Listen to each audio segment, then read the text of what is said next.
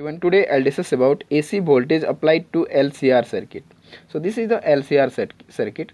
This is the inductor, this is the capacitor and this one is the resistor. मतलब ये तीनों का combination है हमारा. तो all are connected in series combination. तो यहाँ पे L क्या है इंडक्टर, C क्या है कैपेसिटर, R क्या है रेसिस्टर, और तीनों को हम लोग एक सर्किट में यहाँ पे कनेक्ट किए हैं जो सीरीज कम्बिनेशन में है. और उसको कौन सा वोल्टेज दे रहे हैं हम लोग, V=VM sin ओमेगा t दे रहे हैं उसको. ठीक है, AC सोर्स. तो यहाँ पे जब किरचॉफ वोल्टेज लॉ लगाओगे इसमें तो तुम्हारा रिजल्ट आएगा V=VL + VC + VR.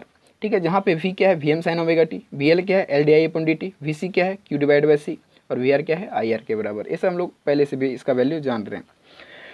ठीक है, अब देखो यहाँ पे ये डायग्राम देख सकते हो, ये फेजर डायग्राम है हमारा जिसको शॉर्टकट में यहाँ पे दिखाया गया है. तो सबसे पहले हम लोग क्या किए थे, हम लोग जब पहला सर्किट पढ़े थे कि AC voltage applied to a resistor, तो वहाँ पे हम लोग फेजर डायग्राम क्या मिला था कि दोनों का जो फेज डिफरेंस है क्या है, 0 है, मतलब दोनों एक ही फेज में.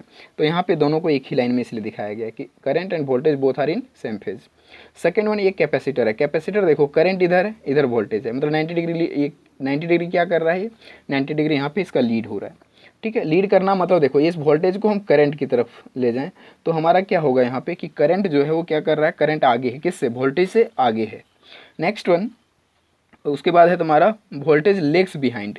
जो इंडक्टर है इसका ये होगा, ये देखो इधर वोल्टेज है, इधर इलेक्ट्रिक करंट है, मतलब ये लेग्स बिहाइंड, मतलब करंट यहाँ पे क्या हो रहा है, करंट पीछे चल रहा है किससे, वोल्टेज से.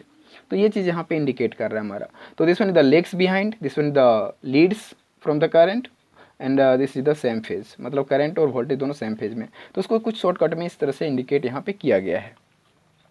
और यदि तीनों का कम्बिनेशन, यदि इसका फेजर डायग्राम हम यहाँ पे बनाएं और तीनों को एक साथ यदि हम फेजर डायग्राम में रिप्रेजेंट करें तो कुछ इस टाइप से इसका फेजर डायग्राम होगा. आप यहाँ पे देख सकते हो, this is the phasor diagram, this one. तो यहाँ पे हम लोग कंडीशन डाल दिए हैं कि VL जो इंडक्टर है उसका वोल्टेज जो है वो ज़्यादा होता है इन कंपैरिजन ऑफ कैपेसिटेंस. तो ये हो गया हमारा VL is greater then VC. ठीक है, तो इसीलिए VL यदि ग्रेटर है इसलिए इसका देखो, इसका लाइन क्या है, बड़ा है, और VC थोड़ा सा छोटा है, इसलिए कुछ इस टाइप से इंडिकेट किए.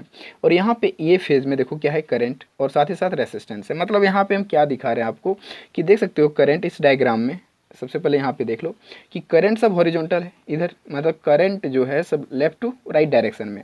इसलिए ये वाला लाइन जो है, this one line indicate the direction of current. ये वाला line direction of current indicate कर रहा है. और हम लोग यहाँ पे बेसिकली वोल्टेज के साथ यहाँ पे जो भी करने वाले हैं वोल्टेज के साथ करने वाले हैं. तो करंट देखो, करंट जो भी होगा, जिसके लिए भी होगा, इंडक्टर हो, कैपेसिटर हो या रेसिस्टर हो, सबके लिए तो करंट इसी लाइन में होगा, इसलिए यहाँ पे आई करंट दिखा दिए हैं. ठीक है, उसके बाद यदि इस डायग्राम की बात करें, मैं इंडक्टर की बात करूँ तो देखो इधर वोल्टेज ऊपर की तरफ है और इधर करंट है. तो करंट तो इधर है, देखो इसके लिए इंडक्टर के लिए वाला हो गया.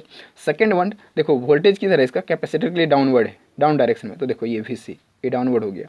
तो यहाँ से इनिशिएट हो रहा है, इस पॉइंट से नीचे, इस पॉइंट से ऊपर. और ये रेसिस्टेंस के लिए दोनों सेम है, देखो रेसिस्टेंस के लिए एक ही फेस में दोनों है. तो ये देखो रेसिस्टेंस के लिए इसी डायरेक्शन में दिखा रहा है, करंट इसी में और वोल्टेज भी इसी में. तो इस तरीके से हम तीनों डायग्राम को एक ही में सब्स्टिट्यूट करके बना दिए हैं.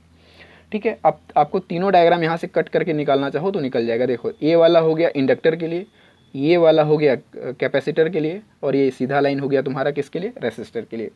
तो ये चीज़ है, तीनों का फेजर डायग्राम यहाँ पे कुल मिला के हम लोग रिप्रेजेंट कर दिए हैं. अब थोड़ा हम लोग समझते हैं इसको कि यदि यहाँ पे मैं बोलूँ कि VL is greater then VC, तो 100% यहाँ पे इसका यदि दोनों को एक दूसरे VL - VC यहाँ पे हो जाएगा, क्योंकि जो VL है वो बड़ा है इन कंपैरिजन ऑफ VC. ठीक है, तो यदि दोनों के बीच में हम चेंज ऑफ वोल्टेज निकालें, VC और VL के बीच में चेंज ऑफ वोल्टेज निकालेंगे, तो इधर कहीं मिलेगा हमको, इधर इस कहीं इधर पॉइंट पे मिलेगा हमको इसका चेंज ऑफ वेलोसिटी मिलेगा हमको. मतलब यहाँ पे यदि मैं करूँ, ये जो आपको रिजल्ट मिलने वाला है, यहाँ तो इनिशिएट पॉइंट है, इनिशिएटिंग पॉइंट है. तो ये पॉइंट जो आपको मिलने वाला है, ये दोनों को सब्ट्रैक्ट करेंगे, क्योंकि यहाँ पे VL मैक्सिमम है, तो यहाँ पे लिखेंगे VL - VC, यही हमको चेंज यहाँ पे मिलेगा. तो यहाँ से इस पॉइंट से इस पॉइंट तक आपको क्या मिल रहा है, यहाँ पे VL - VC मिल रहा है. ठीक है, तो ये चीज़ हमको यहाँ पे मिल गया. तो अब क्या करते हैं हम लोग, यहाँ से डॉटेड लाइन से इसको देखो कुछ इस तरीके से मिलाते हैं. मान लो कोई पॉइंट ले लो इधर इस साइड, यहाँ पे ले लेते हैं, और इधर डॉटेड लाइन से कुछ इस तरीके से हम ले चलते हैं. ये रहा कुछ इस टाइप से, और इस तरफ यहाँ पे डॉटेड लाइन से. इसमें क्यों हम इस तरह बना रहे हैं उसके पीछे भी रीज़न मैं बताऊँगा. तो यदि ये रेक्टेंगल टाइप से आपको दिख रहा है, मतलब VL - VC है, तो इधर भी क्या होगा, VL - VC होगा. ठीक है, और ये पूरा लाइन किसके लिए है, VR के लिए. This one line is for VR1 total. मतलब ये पूरा लाइन यहाँ से पूरा ये VL के लिए है, इंडक्टर के लिए है, और ये पूरा लाइन किसके लिए है, VC मतलब कैपेसिटर के लिए है, और ये वाला लाइन यहाँ से यहाँ तक VR के लिए है। ठीक है, हम लोग को करंट यहाँ पे रीड नहीं करना है, हमको सिर्फ यहाँ पे वोल्टेज रीड करना है, वोल्टेज के बारे में ही रीड करना है। तो अब देखो, अब हम लोग देखते हैं यहाँ पे, ये तो हमको मिल गया लेफ्ट साइड का, हमको फेज डिफरेंस मिल गया है, phase difference VL minus VC मिल गया हमको। राइट साइड भी इसी को हम यदि मतलब देखें तो opposite faces will be equal, मतलब इस साइड भी क्या मिलने वाला है हमको, यदि डाउनवर्ड साइड VR है तो अप साइड भी हमको क्या मिलेगा, this one also will be VR। तो आप देखो एक चीज़ को समझना है यहाँ पे कि ये भी वोल्टेज है, इधर भी वोल्टेज है, तो हम लोग यदि मान लो कि इस डायरेक्शन में एक वेक्टर है और इस डायरेक्शन में एक वेक्टर है, दोनों वोल्टेज है, इधर क्या है VR है और इधर VL माइनस VC है, तो 100% रिजल्टेंट वेक्टर निकालने के लिए क्या करना पड़ेगा, बीच में कुछ इस तरीके से लाइन लेना पड़ता है हम लोग को, ये हम लोग पहले से भी जानते हैं वेक्टर से। तो यहाँ पे आपको एक लाइन लेना है बीच में कुछ इस तरीके से, ये इस तरीके से लेना है। तो this one line indicates the total voltage in this phase, मतलब ये जो पूरा लाइन होगा वो किसके बराबर हो जाएगा, हमारा टोटल V के बराबर, मतलब total voltage of this one LCR circuit का पूरा वोल्टेज हमको यहाँ पे मिलने वाला है। तो अब हम लोग क्या करते हैं, यहाँ पे इंडिकेशन डाल देते हैं, इसको हम मान लेते हैं A, this one point is A and this one point next, this one point is the B and this one point is the C। यहाँ पे छोड़ो वोल्टेज नहीं लिखते हैं, यहाँ पे हम लोग लिखते हैं C, दिस वन C। तो ये ट्रेंगल हमको क्या मिल गया, ABC। तो यहाँ पे राइट एंगल ट्रेंगल आपको ये दिख रहा होगा, this one is the right angle triangle. तो यहाँ पे हम लिख सकते हैं कि right triangle from triangle ABC इस ट्रेंगल से यदि मैं बात करूँ यहाँ पे, तो यहाँ पे एंगल B क्या है, angle B is the 90 degree, मतलब एंगल B जो है यहाँ पे किसके बराबर है, हमारा 90 डिग्री के बराबर है। तो अकॉर्डिंग टू पाइथागोरस यदि मैं AC का वैल्यू निकालना चाहूँ, यहाँ पे V का वैल्यू निकालना चाहूँ, तो क्या निकालना पड़ेगा, AC हमको निकालना पड़ेगा। So we can write according to Pythagoras AC square is equals to, हमारा आ जाएगा यहाँ पे AB square plus BC square, AB square plus BC square, this one. अब AC square, AC is equals to क्या आ जाएगा, AC is equals to root under this one AB square plus BC square, और सबका value हमको पता है और सबका वैल्यू को यहाँ पे सब्स्टिट्यूट कर देंगे। तो हमारा यहाँ पे AB square is equals to है VR square, AB square is equals to क्या है, VR स्क्वायर। आप देख सकते हो वहाँ पे कि AB square is equals to क्या है, VR स्क्वायर है, और plus BC is equals to क्या है हमारा, BC, देखो this one BC, VL minus VC, तो यहाँ पे लिखेंगे VL माइनस VC का होल स्क्वायर, ये चीज़ मिला यहाँ पे। ठीक है, तो ये है जो, इसको हम लोग मान लेंगे यहाँ पे equation number 1, this is the equation number 1, इसको इक्वेशन 1 मान लेते हैं, इसका अभी यूज नहीं है, अब यहाँ पे आगे हम लोग देखते हैं।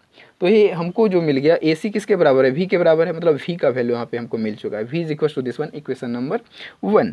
अब यहाँ पे जो VR है उसको हम लोग क्या दिखा सकते हैं, उसके बारे में यहाँ पे लिख लेता हूँ, here VR is equals to IR according to Ohm's law, इसको लिख सकते हैं। उसी तरीके से हम यदि यहाँ पे लिखना चाहें VL के बारे में, तो VL इज इक्वल्स टू लिख सकते हैं हम लोग IXL, ये चीज़ हम लोग ऑलरेडी पढ़ चुके हैं इसको। नेक्स्ट वन VC के बारे में लिखें तो ये क्या मिलेगा, I इंटू XC, मतलब दिस वन इज द ये हो जाएगा inductive reactance and this is the inductive capacitance, मतलब रेसिस्टेंस ही है, मतलब रेसिस्टेंस जैसा ही है, रेसिस्टेंस उसका यूनिट भी होता है ओम ही। तो अब हम लोग क्या करें, इस सारे वैल्यू को 1 में सब्स्टिट्यूट कर देते हैं।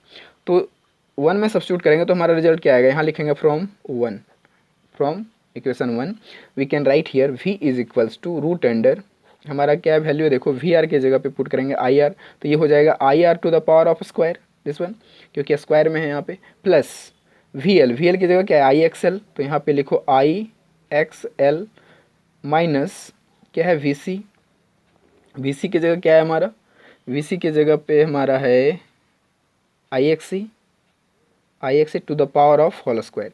इसको चाहें तो एक स्टेप यहाँ पे मैं बढ़ा दूँ तो देखो किस तरीके से लिख सकते हैं इसको हम लोग, इसको लिख सकते हैं I square R square, this one, और यहाँ पे देखो इसमें भी I इसमें भी I, दोनों का कॉमन लेके स्क्वायर हम बाहर कर सकते हैं इसको, तो इसको लिख सकते हैं I स्क्वायर, और इधर ब्रैकेट में होगा हमारा XL माइनस XC का square, XL minus XC to the power of square, ये चीज़ इस तरीके से हम लोग लिख सकते हैं यहाँ पे। ठीक है, तो अब यहाँ पे यदि मैं I सब्जेक्ट करूँ तो I को किस तरीके से सब्जेक्ट कर, देखो यहाँ पे I स्क्वायर, यहाँ भी I स्क्वायर, I कॉमन लेंगे तो रूट के बाहर मेरा क्या निकलेगा, I सिर्फ निकलेगा, तो यहाँ पे I सिर्फ बाहर निकल जाएगा, तो अंदर क्या बचेगा हमारा, बचेगा R square plus XL minus XC to the power of square, ये मिलेगा हमको अंदर में। तो ये मिला v is equal to this.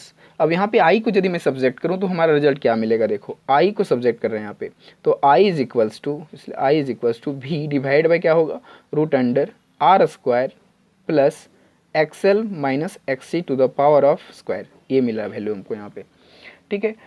तो ये चीज़ हमको मिल गया i। यदि मैं यहाँ पे i मतलब मैक्सिमम बोलूँ कि if i is equals to I max और v is equals to v maximum, तो ऐसे कंडीशन हम क्या इस इक्वेशन को लिख सकते हैं, इसको लिख सकते हैं I M is equals to V M divided by root under, लिख सकते हैं R square plus XL minus XC to the power of square. ये चीज़ लिख सकते हैं हम लोग यहाँ पे, ठीक है। आप चाहो तो यहाँ पे i is equal to I M sine omega T लिख सकते हो, तो इधर v is equal to V M sine omega T, पर साइन ओमेगा टी कैंसिल हो जाएगा, फाइनली आई एम और वी एम ही हमारा यहाँ पे बचेगा, ठीक है। तो ये चीज़ हो गया। अब यहाँ पे एक नया वर्ड आपका आएगा, जैसे जिस तरीके से हम लोग इम्पेडेंस पढ़ चुके हैं, ये सॉरी एक्सेल पढ़ चुके हैं, एक्सी पढ़ चुके हैं। तो एक्सेल क्या था, इंडक्टिव रिएक्टेंस, एक्सी क्या था, इंडक्टिव सॉरी कैपेसिटिव रिएक्टेंस। उसी तरीके से यहाँ भी अब एक नया चीज़ आएगा, तीनों का कॉम्बिनेशन को हम लोग जेड से रिप्रेजेंट करते हैं, दिस वन इससे जेड से रिप्रेजेंट करते हैं, और this one Z is called impedance, इसको बोलते हैं इम्पीडेंस। जेड यहाँ पे जो है वो क्या है, इम्पीडेंस इसको बोला जाता है, ठीक है। तो वेयर यहाँ पे लिख देंगे, where Z is equals to, value क्या है हमारा, वैल्यू भी चाहो तो लिख दो R square plus XL minus XC to the power of square, this is called impedance. Impedance impedance ये भी क्या है, एक रेसिस्टेंस के जैसा है, दिस वन इज ऑल्सो या रेसिस्टेंस। मतलब यहाँ पे क्या है कि तीनों को जब एक साथ कंबाइन करते हैं हम लोग, इंडक्टेंस, कैपेसिटेंस और रेसिस्टेंस, तो वैसे कंडीशन में ये जो है सो रेसिस्टेंस का भी जैसा बिहेव करता है, तो इसका भी यूनिट हमारा रेसिस्टेंस के बराबर ही होगा। तो that one Z is the impedance, इसको क्या बोलते हैं, इम्पीडेंस, है ना, लाइक ए रेसिस्टेंस। अब यहाँ पे मैं एक और कंडीशन डाल दूँ, देखो ये तो हो गया हमारा I M is equal to V M by Z calculate हो गया। अब मैं यदि बात करूं कि इसके बीच में, ये दोनों के बीच में यदि एंगल यहाँ पे फाई, मतलब फेज डिफरेंस हमारा यहाँ पे क्या है, फाई है। यदि फेज डिफरेंस फाई है तो इन द फॉर्म ऑफ, यदि इसको यदि हम रेसिस्टेंस के फॉर्म में ही सिर्फ लिखें, यहाँ पे तो वोल्टेज के फॉर्म में लिखा हुआ है, यदि मैं इस ट्रेंगल को रेसिस्टेंस के फॉर्म में लिखें तो रेसिस्टेंस के फॉर्म में कुछ इस तरीके से हम लोग लिख सकते हैं। देखो यहाँ पे जिस तरीके से ट्रेंगल है ये BC, उसको यहाँ पे कट करके ले आए, देखो यहाँ पे, तो ये जो हमारा दिख रहा है ये हो गया तुम्हारा इन द फॉर्म ऑफ रेसिस्टेंस लिखोगे तो यहाँ पे हो जाएगा आपका एक्सएल माइनस एक्सी, क्योंकि यहाँ पे क्या था, VL माइनस VC था, तो यहाँ पे हो गया एक्सएल माइनस एक्सी। यहाँ पे क्या था, यहाँ पे था हमारा VR, तो VR के लिए रेसिस्टेंस का क्या होगा, R होगा, और यहाँ पे क्या है टोटल, मतलब टोटल वोल्टेज, तो टोटल वोल्टेज के लिए रेसिस्टेंस क्या है, Z के बराबर होगा।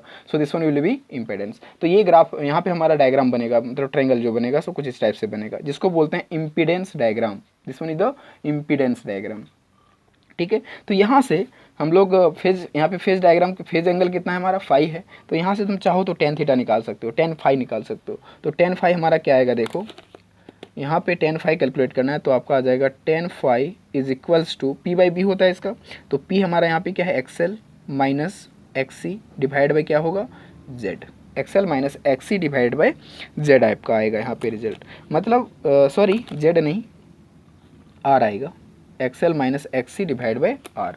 तो आपका यहाँ पे फाई क्या मिल जाएगा, phi is equals to this one tan inverse XL minus ये एल है XC divide by R, this one.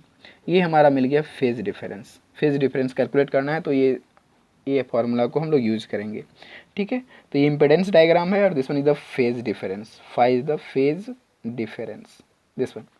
तो यहाँ पे जो हम कैलकुलेट कर रहे हैं इसको बोलते हैं फेजर मेथड।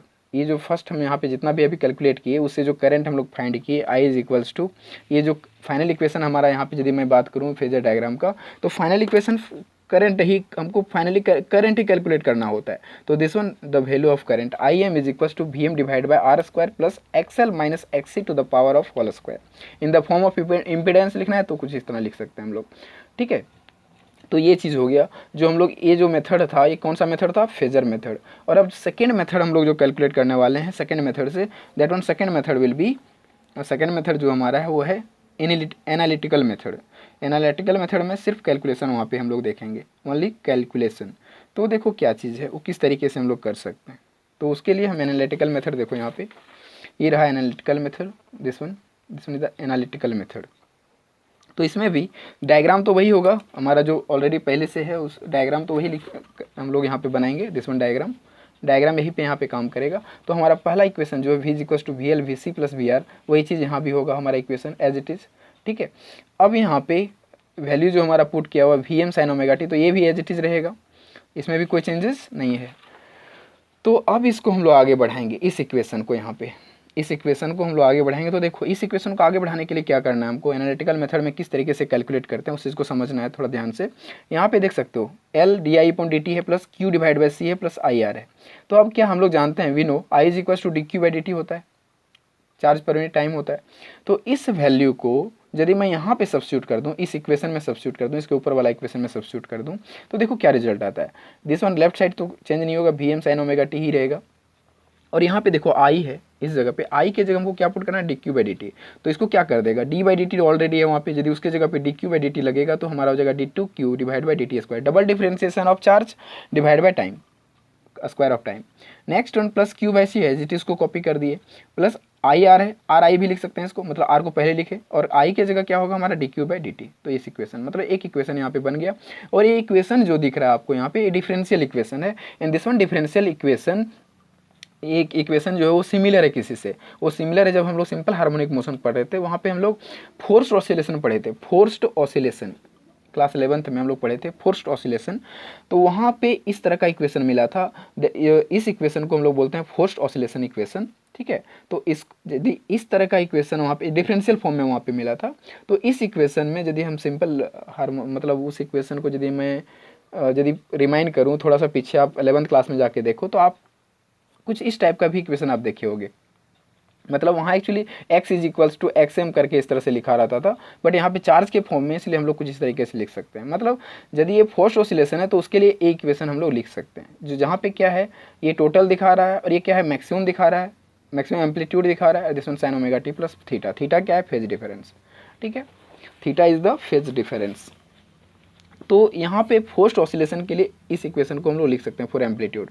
ठीक है, अब इसी को यदि मैं डिफ्रेंशिएट करूँ, ये चार्ज है क्यू, ठीक है, इसको यदि मैं डिफ्रेंशिएट करूँ फर्स्ट टाइम तो D Q by D T, तो यहाँ पे देखो इसका डिफ्रेंशिएशन करोगे तो क्या मिलेगा, क्यू एम, और यहाँ पे फंक्शन ऑफ थोड़ा सा फंक्शन ऑफ फंक्शन है इसलिए ओमेगा बाहर कोफिशिएंट में लग जाएगा, तो हमारा आ जाएगा Q M omega cos omega T, because we know differentiation of sine is cos is equals to cos आता है, तो cos omega T plus theta, ये चीज़ मिल गया हमको।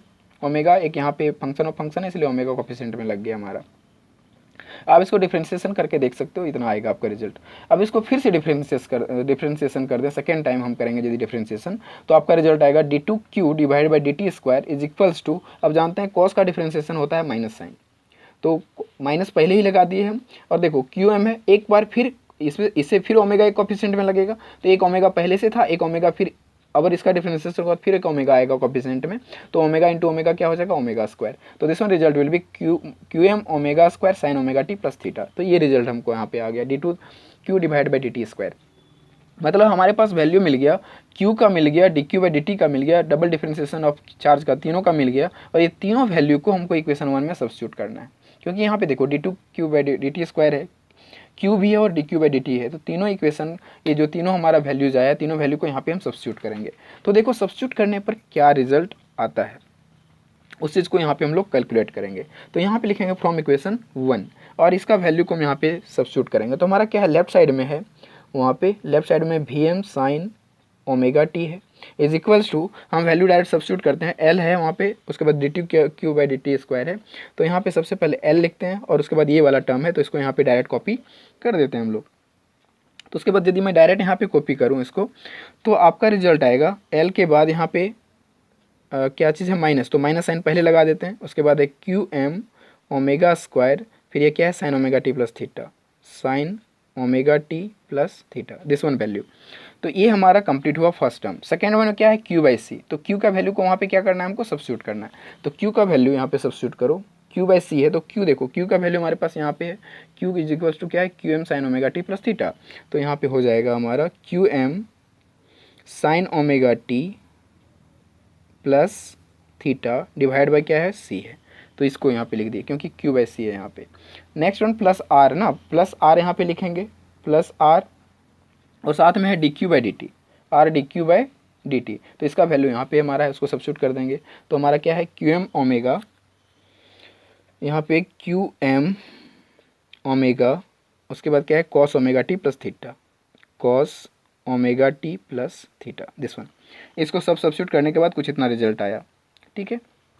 अब एक स्टेप थोड़ा और इसको हम थोड़ा सा रीअरेंज कर लेते हैं। अरेंज करने के बाद कुछ वैल्यूज़ को यहाँ पे पुट करेंगे। तो इसको अरेंज जब हम करेंगे तो क्या इसको इस तरीके से मैं लिख सकता हूँ, देख सकते हो माइनस पहले है तो माइनस, चलो ठीक है। अब इसको थोड़ा सा एडजस्ट करके लिख रहे हैं क्योंकि यहाँ पे ओमेगा स्क्वायर है, तो इसको हम 2 बार लिख रहे हैं। ओमेगा इंटू ओमेगा करके यदि लिखें तो इसको लिख सकते हैं कुछ इस तरीके से, ओमेगा इंटू क्यू एम, ठीक है। देखो एक ओमेगा यहाँ से ले लिए इंटू क्यू एम, ठीक है। एक ओमेगा भी बचा हुआ और एल के साथ लिख देंगे तो ओमेगा इंटू क्या हो जाएगा एल। तो इसको कुछ इस तरीके से हम लिख सकते हैं। देखो आप देख सकते हो, इसको इस तरीके से लिख सकते हैं। उसके बाद यहाँ पे क्या है sine omega T plus theta, this one, फिर प्लस साइन।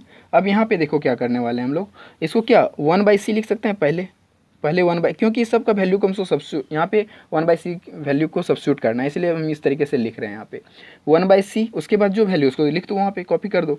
तो यहाँ पे क्या है बाकी बात बचा हुआ Q M into Q M sine omega T plus theta, this one, इसको लिख दिए। प्लस उसके बाद क्या है हमारे पास, उसके बाद जो है वो उसको कॉपी एज इट इज कर देते हैं हम लोग।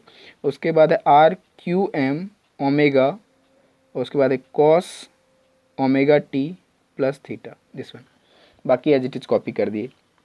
तो यहाँ पे हमको क्या पुट करना है वो चीज़ को मैं यहाँ लिख दे रहा हूँ एक बार हियर। यहाँ पे जो वैल्यू हम पुट करने वाले हैं वो वैल्यू है एक्सएल इज इक्वल टू, हम लोग जानते हैं ओमेगा एल, ठीक है। Second one XC is equal to जानते हैं 1/ओमेगा सी।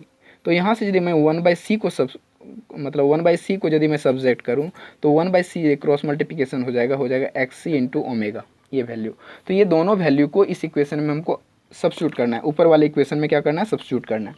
तो हमारा रिजल्ट क्या आएगा, देखो लेफ्ट साइड तो वही चीज़ आएगा V M sine omega T is equals to, यहाँ पे देखो ओमेगा एल का वैल्यू इस जगह पे सब्स्टिट्यूट करेंगे तो हमारा जो इक्वेशन यहाँ पे आएगा वो आ जाएगा minus omega Q M and this one will be X L, this one will be X L sine omega T plus theta, sine omega T plus theta, ये चीज़ प्लस इसमें देखो 1/c के जगह पे हम क्या पुट करेंगे एक्सी ओमेगा, तो यहाँ पे हो जाएगा XC omega Q M sine omega T plus theta, this one, ठीक है। उसके बाद फिर जो एज इट इज़ है उसको कॉपी कर दो, R Q M omega cos omega T plus theta, this one, फिर इसको हम कॉपी कर दिया एज इट इज़।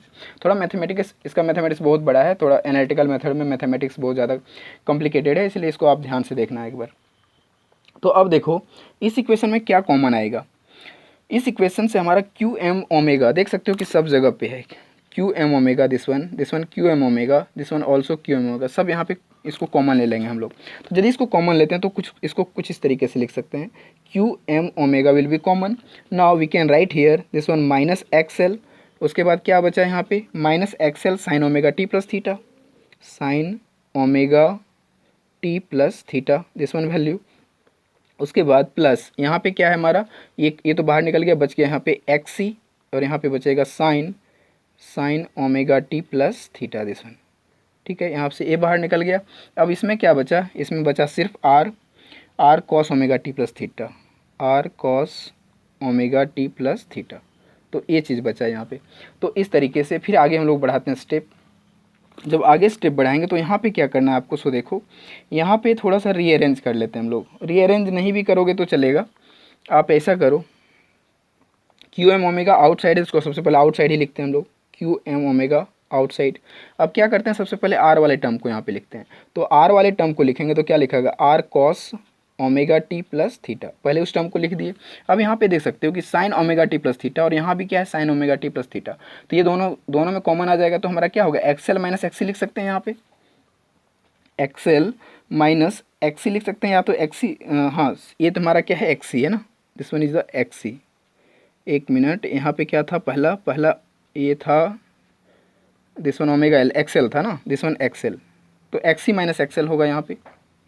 तो यहाँ पे लिख सकते हैं हम लोग एक्सी माइनस एक्सएल या एक्सएल माइनस एक्सी, एक minute, this one is the XL, this one is the XC, so we can write here XL minus XC, XL minus XC, ये चलेगा no problem, XL minus XC. और क्या होगा आगे, XL minus XC sine omega T plus theta, क्योंकि वही common आ रहा है यहाँ पे, sine omega T plus theta, this one, ये चीज़ आ गया। इसको हम लोग ब्रैकेट क्लोज करेंगे, ठीक है। तो ये चीज़ आ गया। एक्चुअली एक्सी माइनस एक्सएल होना चाहिए हमारा यहाँ पे, एक्सएल माइनस एक्सी नहीं, एक्सी माइनस एक्सएल। देखो ये वाला एल है, ये क्या है, एक्सी है, this one is the C, this one is the L, so यहाँ के हमको लिखना है X C minus X L, this one. तो ये चीज़ हो गया। अब हम लोग आगे कैलकुलेट करते हैं इसको।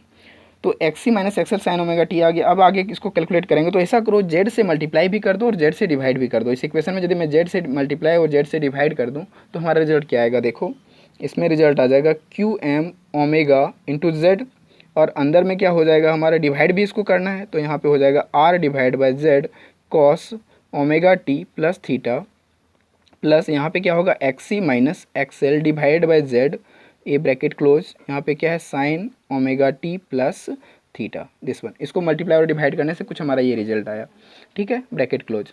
अब यहाँ पे देखो क्या फॉर्म आता है, ये जो हम यहाँ पे लिखने का मतलब जेड मल्टीप्लाई और डिवाइड करने के पीछे कुछ रीज़न है यहाँ पे। उसका रीज़न ये है कि हमको ये जो ग्राफ यहाँ पे देख रहे हो आप, ये वाला दिस वन, इसको हम पहले यहाँ पे छोड़ दिए बना करके, इसको हम यहाँ पे यूज़ करेंगे तो देख सकते हो आर बाई जेड क्या आएगा, ये है हमारा बी बाई एच मतलब कॉस थीटा मिलेगा हमको। तो जहाँ पे आर बाई जेड मिल रहा है वहाँ पे कॉस फाई सब्स्टिट्यूट करेंगे, तो यहाँ देखो सबसे पहले सब्स्टिट्यूट करते चले जाते हैं हम लोग। यहाँ पे हमारा हो जाएगा क्यू एम ओमेगा जेड, और इस जगह पे हम कॉस फाई सब्स्टिट्यूट कर देते हैं, कॉस फाई, और यहाँ पे है cos omega T plus theta, this one, plus XC minus XL divide by Z, XC minus XL. Actually ये अब चलेगा, एक्चुअली क्या है ना, कंडीशन होता है कि XC is greater than XL, वो डिपेंड करता है कि आपका क्या है, नहीं है, कभी कभी इक्वेशन में होता है इस तरीके से कि आप एक्सी को भी ग्रेटर मान सकते हो।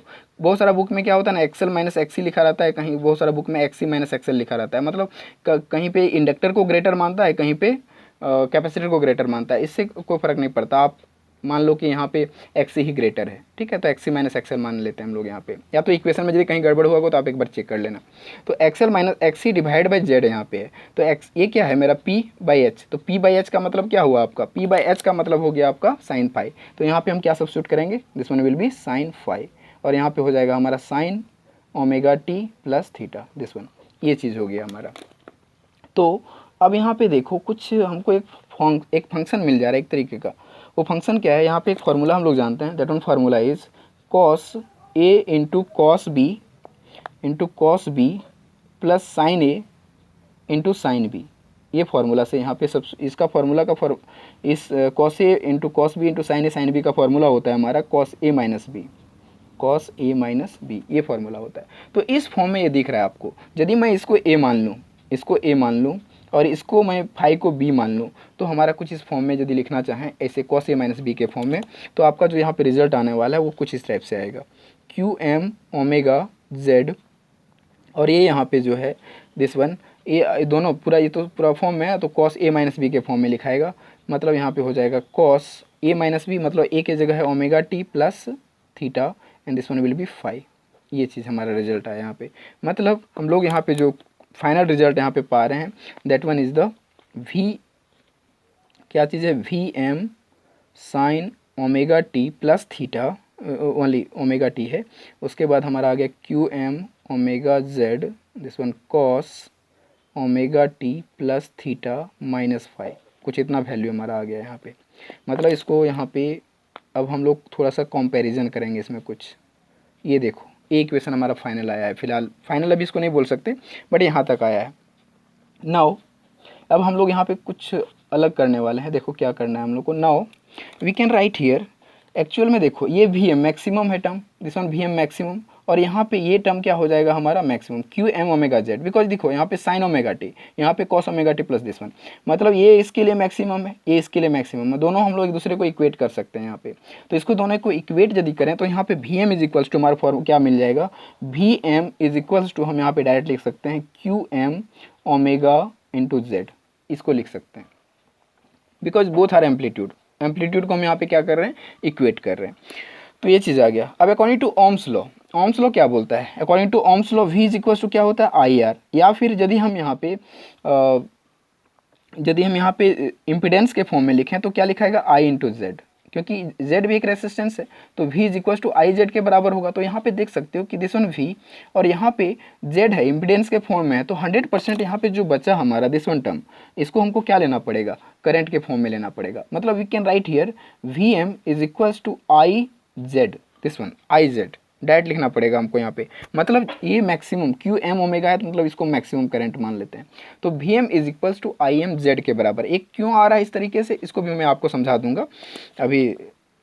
तो यहाँ पे देखो V M is equals to I M Z आया, मतलब I M is equals to हमको क्या रिजल्ट मिलेगा, I M is equals to ये मिल जाएगा V M divide by Z. ये रिजल्ट यहाँ पे हमको मिल रहा है, I M is equals to V M divide by Z. यही चीज़ हमारा आया था एनालिटिकल मेथड, ये फेजर मेथड में। आप देख सकते हो एक बार, फेजर मेथड में भी यही चीज़ आया था हमारा कि I M is equals to V M divide by Z, ये चीज़ आया था। जहाँ पे जेड क्या है, जेड इज द इम्पीडेंस, जिसका वैल्यू क्या है हमारा root under R square XL minus XC to the power of whole square, ये चीज़ है।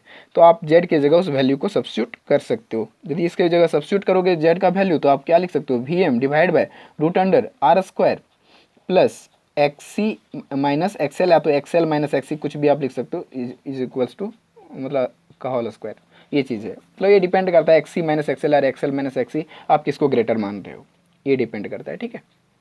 तो ये चीज़ हमारा यहाँ पे रिजल्ट आ रहा है।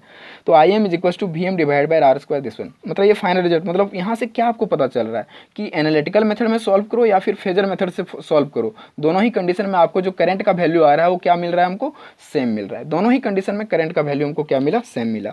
अब थोड़ा सा मैं इसको समझा दूँ कि आई एम यहाँ पे कैसे लिखे। इसको इस तरीके से लिखे कि मान लो हमारे पास I is equal to D theta by D Q by D T होता है करंट का वैल्यू, और करंट के जगह पे यदि मैं यहाँ पे सब्स्टिट्यूट करूँ, हम जानते हैं इसका वैल्यू क्या था, Q M sine omega t, ये चीज़ था, ओमेगा टी प्लस थीटा था ना, ओमेगा टी प्लस थीटा ये वाला वैल्यू था।